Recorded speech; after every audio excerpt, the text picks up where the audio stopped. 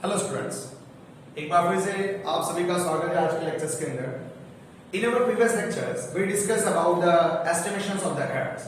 आपको याद होगा कि हमारा जो प्रीवियस लेक्चर यानी मेन लेक्चर के अंदर जो चैप्टर चालू था that chapter is on the physics and chapter number 2 linear measurement और we can say that measurement and system of units.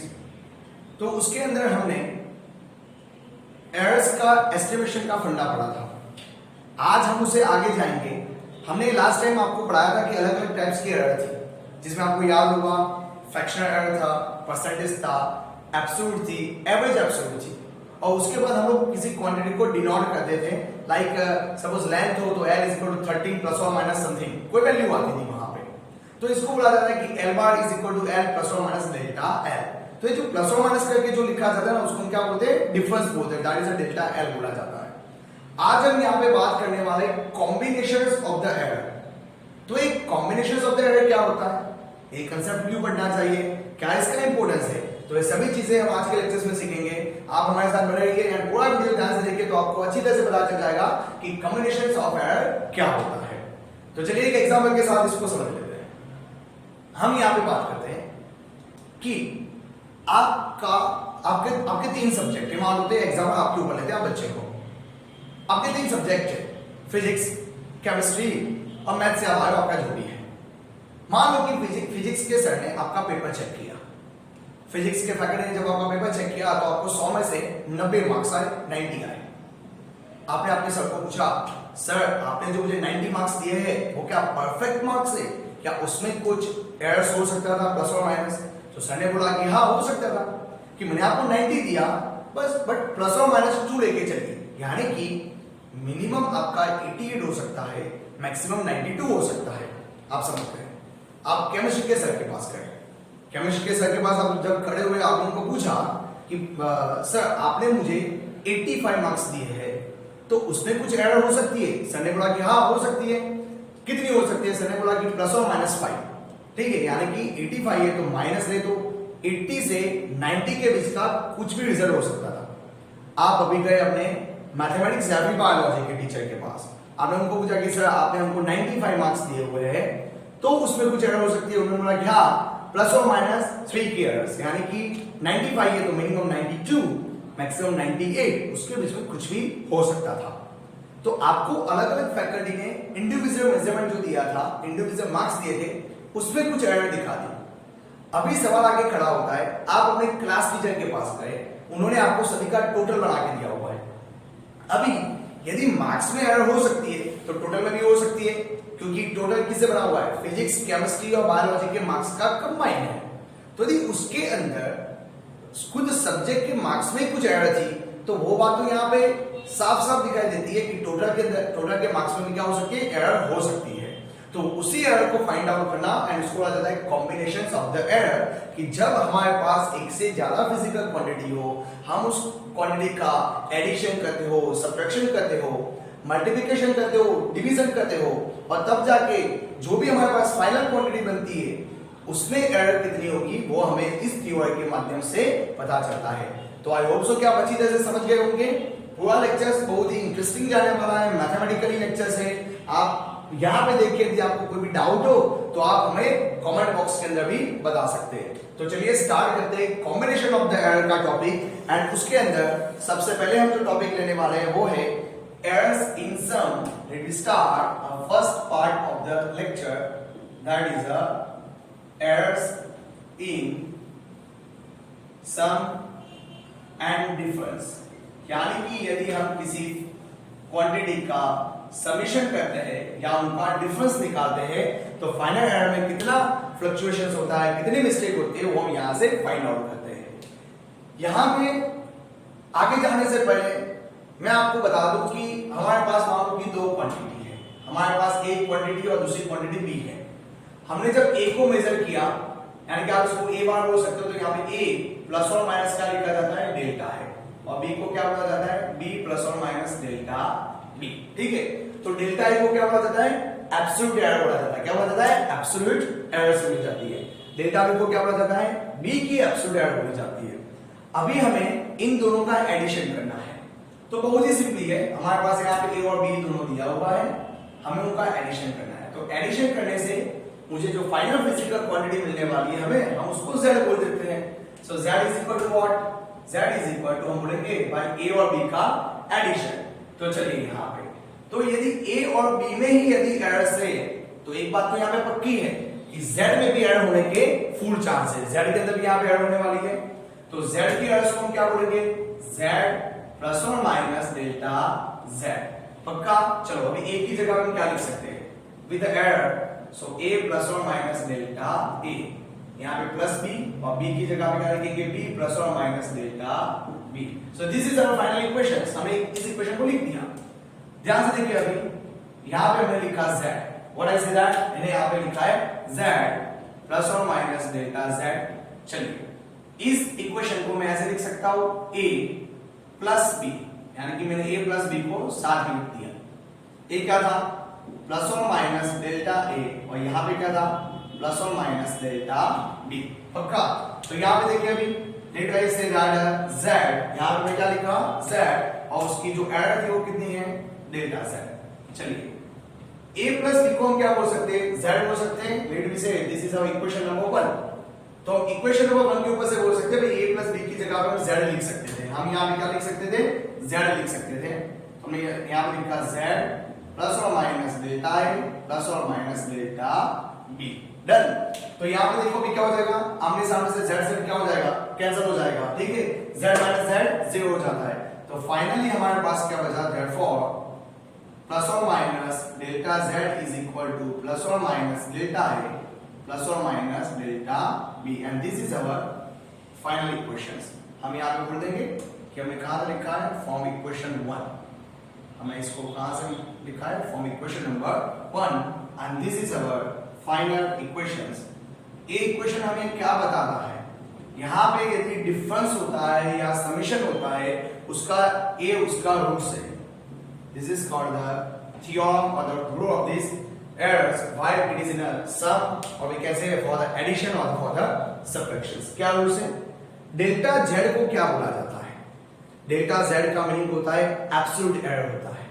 तो उसका मीनिंग होता है कि जब भी हम किसी भी क्वांटिटीज का एडिशन या फिर सब्ट्रैक्शंस करते हैं उस टाइम पे फाइनल रिजल्ट के अंदर एब्सोल्यूट एरर वो इंडिविजुअल क्वांटिटी की एब्सोल्यूट एरर का समेशन होती है। समझ गए यहाँ पे, तो delta z is what, absolute error in a final quantity is equal to the absolute error of the individual measurement. ये हमारा रूल नंबर 1 यहाँ पे बना। सो ये हमने थ्योरी पढ़ी, that is errors in a sum and difference. तो summation होता है या फिर डिफरेंस होता है, दोनों में आपको यही चीज दिखाने की है। थोड़ा सा आगे जाते हैं, और क्या हो सकता है, सम्स एंड डिफरेंस को छोड़ के क्या होता है, मल्टीप्लिकेशन होता है, यानी कि उसको क्या बोलते हैं, प्रोडक्ट बोलते हैं, एंड डिवीजन होता है। तो चलो यहाँ पे हम देख लेते हैं सेकंड टॉपिक। आज के लेक्चर का लास्ट टॉपिक है errors in product and division. Errors in product and division, ठीक है। तो जब प्रोडक्ट होगा और डिवीजन होगा उसके लिए एक ही रूल्स है। तो मैं यहाँ पे प्रोडक्ट के लिए बात करता हूँ। चलो फाइनल प्रोडक्ट मान लो कि z है, ओके। जिस तरह से यहाँ पे a और b का मैं एडिशन करवाया था उसी तरह से हम यहाँ पे क्या करवाते हैं, a और b का प्रोडक्ट करवाते हैं। And let me say that this is equation number 2। इसको मैं क्या बोलता हूँ, सेकंड इक्वेशन बोलता हूँ। इसको 1 बोला था, उसको हम सेकंड बोल देते हैं, ठीक है ना। हम सबको पता है कि यदि a में यदि कुछ एरर्स है, b में है, तो मल्टीप्लिकेशन होने के बाद भी एरर्स तो होने ही वाली है। तो यहाँ पे हम लिख देंगे z प्लस और माइनस डेल्टा z, ठीक है। चलो a की जगह पे क्या लिखेंगे, तो a की जगह पे लिखेंगे a प्लस और minus delta a dot b की जगह पे क्या लिखेंगे b प्लस और minus delta b, okay. Focus करना, बहुत ही सिंपली मैथमेटिक्स है, z प्लस और माइनस डेल्टा z। अभी आप जब छोटे थे ना, बचपन में आप पढ़े होंगे कि ब्रैकेट का मल्टीप्लिकेशन कैसे किया जाता है। तो यहाँ पे सबसे पहले a है, तो a को दोनों के साथ मल्टीप्लाई किया जाएगा, तो a को पहले b के साथ, तो यहाँ पे क्या बोलेंगे ab। चलो a को बाद में डेल्टा b के साथ, तो यहाँ पे क्या बोलेंगे a प्लस और माइनस a डेल्टा b। चलो अभी b डेल्टा a का b के साथ, तो क्या बोलेंगे प्लस और माइनस b डेल्टा a, और डेल्टा a का डेल्टा b के साथ, तो प्लस और minus delta a into delta b। तो हमारा जो इक्वेशन था मैथमेटिकली मैंने उसका सिंप्लीफिकेशन दिया। Now what we say that let we say z plus और minus delta z is equal to, instead of a भी हम क्या लिख सकते हैं, z लिख सकते हैं। हम इसको क्या लिख सकते हैं, यहाँ पे z लिख सकते थे, ठीक है। Now what we say that it is a plus और minus a delta b plus और minus b delta a plus और minus delta a into delta b, सही है। अभी क्या होगा, हम यहां पे बोल सकते हैं अगेन z से आमने सामने के क्या बोला जा सकता है, कैंसिल, आप बोल सकते हो। तो यहां पे क्या बचेगा, सिर्फ what we say that plus और minus delta z is equal to plus और minus a delta b plus और minus b delta a plus और minus delta a into delta b। अभी यहां पे कोई रूल्स बनाया जा लगता है आपको, डेल्टा z को तो बोल सकते हैं एब्सोल्यूट एरर, लेकिन इसको क्या बोलेंगे, कुछ नहीं बोल सकते, यानी कि सिंप्लीफिकेशन और भी आगे लेके जाना पड़ेगा कि जैसे में कोई अच्छा फॉर्मेट मिले एंड हम एक अच्छा रूल्स या फिर थ्योरम बना पाए। तो यहां पे बात करते हैं डिवाइड, बहुत अच्छी तरह से समझना है इस स्टेप को, divide both the side with z, दोनों साइड को z से डिवाइड करते हैं। z से बोलूं या ab से बोलूं, दोनों की दोनों क्या होता है, इक्वली बोला जाता है। तो हम बोलेंगे लेफ्ट हैंड साइड को z से करता हूं और राइट साइड को मैं ab से करता हूं, दोनों एक साथ हो जाए। तो चलिए फाइनली यहां पे क्या बना, प्लस और minus delta z divide by z is equal to plus और minus a delta b divide by क्या बोलेंगे यहां पे ab, क्योंकि ab बोलो या z बोलो दोनों इक्वल ही है, आप यहां पे देख सकते हो। प्लस और minus b delta a divide by ab plus और minus delta a into delta b divide by ab, ठीक है, लिख दिया। चलो यहां पे देखो फाइनली, सो प्लस और minus delta z by z is equal to, यहां पे क्या हो जाएगा, a कट हो जाएगा, तो क्या बचेगा प्लस और minus delta b divide bye b, उसके बाद प्लस और minus delta a divide bye a, क्योंकि यहां से b कट हो गया, और इसको हम यहां से ऐसे लिख सकते हैं कि delta a divide bye a और delta b divide bye b, सिर्फ सेपरेट किया हुआ है, मैथमेटिक्स से पता होगा। अभी आपको पता होगा ये हमने जो लास्ट वीडियो में जो बताया था उसको आप देख लीजिए, उसमें डेल्टा a बाय a की वैल्यू कितनी आई थी, आप लोगों के साथ उसका आंसर पॉइंट में आया था 0.00 समथिंग, 0.040, 0.04, कुछ ऐसे आंसर मिलते हैं। तो a जो होता है इसको बोलते हैं फ्रैक्शन एरर, क्या बोलते हैं, फ्रैक्शनल एरर बोलते हैं। फ्रैक्शनल एरर का आंसर हमेशा 0.0 में आता है। तो ऐसे ही यदि दो डिजिट का मल्टीप्लिकेशन किया जाएगा तो फाइनल आंसर उससे भी कम होता है। आप बोलेंगे सर ऐसा थोड़ी होता है, कई बच्चों के दिमाग में होता है कि मल्टीप्लिकेशन करने से तो आंसर बढ़ जाता है, लेकिन ऐसा नहीं होता। यदि हमारा दोनों डिजिट, चलो मान लो कि एक ये 50 दूसरा 2 है, तो आप क्या बोलेंगे 50 दूसरा 100, तो बढ़ गया। लेकिन मैं आपको बोलूं 100 इंटू 0.1, बोलो कितना हुआ, 10 हुआ। यानी कि यदि मल्टीप्लिकेशन 1 से नीचे के डिजिट के साथ है, जिसका जो डिजिट लेस देन 1 है, यदि आप मल्टीप्लिकेशन करते हो तो फाइनल आंसर छोटा हो जाता है, जैसे कि 0.1 इंटू 0.1 0.01। तो उसी तरह से यहां पे देखना 0.01 इंटू 0.01, तो 0.0001 ऐसे आंसर आते हैं। तो इस टर्म को हम नेग्लिजिबल भी बोल सकते हैं, we can neglect this term. तो फाइनली हमारे पास क्या बचेगा, सिर्फ यही टर्म बचेगा। हम यदि इसको क्या बोलते हैं, नेग्लिजिबल करते हैं, इसको हम यहां पे क्या करने वाले हैं, let we negligible this term. तो यहां में हमारे पास आंसर बना प्लस और minus delta z by z is equal to plus और minus delta b by b equal to plus और minus delta a by a।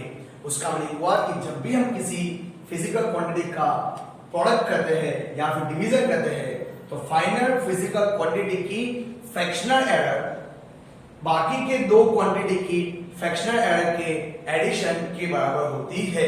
यहां पे किसके बराबर होती थी, एब्सोल्यूट एरर के, यहां पे किसके बराबर है, फ्रैक्शनल एरर के। तो यहां पे आज के लेक्चर्स में हमने टॉपिक दोनों के दोनों पढ़े। नेक्स्ट वीडियो के अंदर मैं आपको दोनों के दोनों मेथड के सम्स और एग्जांपल सिखाऊंगा। तो हमारे साथ बने रहिए, वीडियो के साथ जुड़े रहिए। यदि आपको कोई डाउट हो तो आप हमें पूछ सकते हो। लेक्चर्स में बने रहने के लिए आप सभी का बहुत बहुत धन्यवाद। Thank you so much.